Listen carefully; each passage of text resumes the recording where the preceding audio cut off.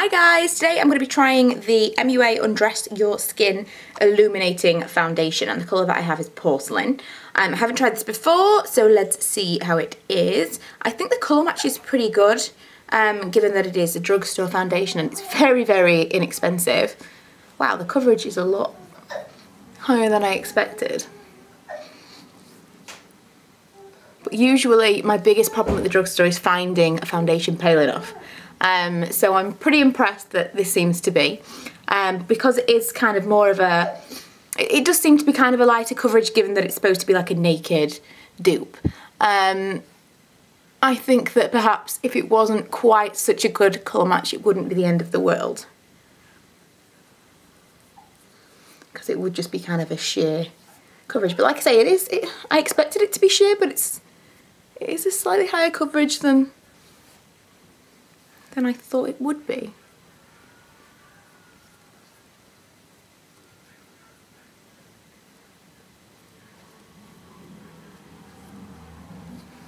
Okay, so that's kind of one layer and half of my face.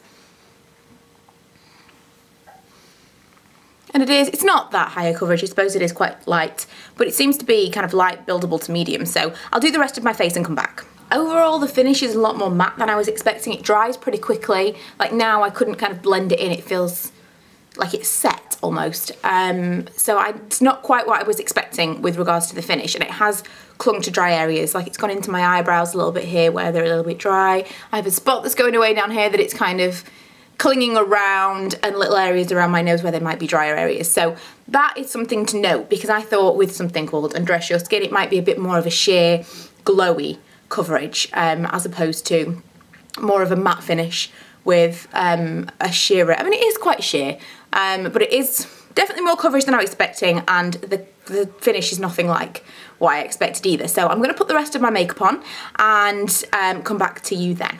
Okay, I'm all ready, and you'll have to ignore the noise in the background because that's Milo toddling around hitting something with a cup. But I'm all ready. I have put the rest of my makeup on, and I'm actually pretty impressed with it. It's not too high a coverage. I would probably liken it to a BB cream, but it does set to more of a matte finish. I didn't need to powder too much. I added just a little bit of concealer here and there, and I think it's going to be good for these kind of better skin days that I seem to be having. If you have a lot of things to cover, then unless you're prepared to put a lot of concealer on, I'm not sure this is going to be for you, because it's not particularly, well, it is buildable. The only issue for me is that it is a little bit drying, and so as you build it, it looks more cakey and powdery. But it's going to depend on your skin type as to how that affects you and how it looks on your skin, I suppose. But for me, I wouldn't want to be layering it up to try and cover a multitude of sins that no doubt at some point my skin will look like again. But this is what it looks like so far. I'm going to update you through the day, and I will come back at the end of the day as normal with kind of a full evaluation of how I feel about the foundation. It's a work day, so I will be updating kind of randomly throughout the day at work, so it's a good test as far as I'm concerned, because I do walk to work and then kind of like a full day. We're talking, it's 8:05 now. There you go. And I won't get home till after 6 o'clock. So I think that's a pretty good test, pretty good time. And rambling again, I will come back to you later on. Okay, it is now 12:10, if I can get my camera to focus. And we're just about to go to the gym, so this is going to be a really good test for the foundation. But I think it's holding up pretty well so far. There's no wearing away of the coverage or anything, and it's still pretty much the same finish, and it's not gone really, really shiny or anything. I've not powdered at all. So we will see how it lasts through a gym session. So I've just come out of the gym, and my makeup is holding up pretty well, I think. It's a little bit glowy now. I might need to powder, but the coverage has stayed and it's not melting away.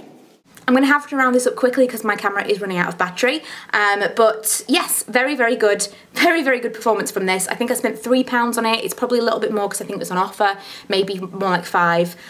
But it's now 6:10. Ta-da! And I think it's held up really, really well. I haven't powdered at all. I feel like kind of here I'm getting very shiny, and I would have to powder maybe if I was going to go out and do something. But the coverage is very, very nice. It's still stayed. It's not really melted off my face, and given that I did a pretty hardcore workout, I'm very, very impressed with the longevity of such a budget foundation. It does say on the back, covers imperfections and blemishes while maintaining your skin's natural glow.